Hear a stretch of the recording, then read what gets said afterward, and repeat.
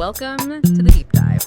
So you've sent us a huge stack of sources that map out what is, I think, one of the most exciting but also one of the most confusing landscapes in modern health. Oh, absolutely. Navigating performance and longevity supplements. It is a dense forest.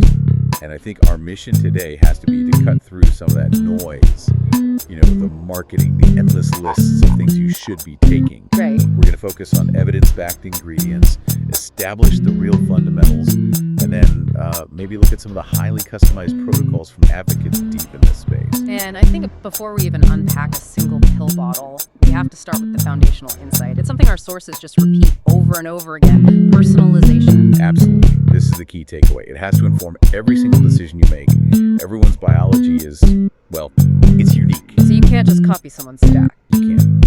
Supplementation has to be tailored. It has to be based on your specific genetics, your risk factors, and this is the most critical part, what your own lab testing shows you're actually deficient in. If you don't have the data, you're just guessing. You're just guessing, plain and simple. Okay, so let's unpack those fundamentals. Everyone knows the core four, right? Diet, sleep, exercise, mindset. But what does the high-level data say about which one of those most often derails people's longevity efforts?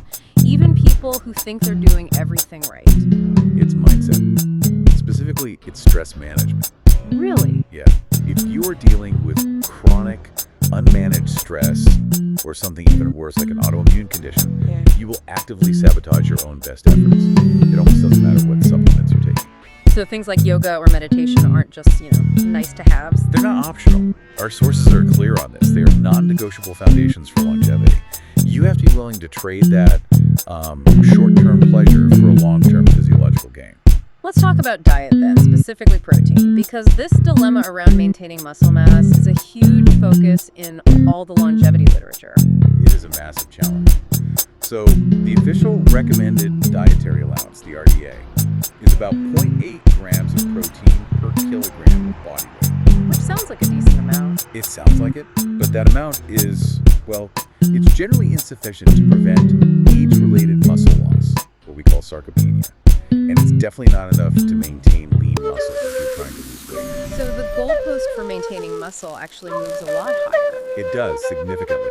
To hold on to your muscle while you're in caloric restriction, sources suggest you need at least 1.2 grams per kilogram. And that's where the paradox is. Exactly. For someone who's significantly overweight, hitting that high protein target can mean consuming so many calories just from protein that it becomes almost impossible to maintain the deficit you need to lose weight. So you're stuck. You end up in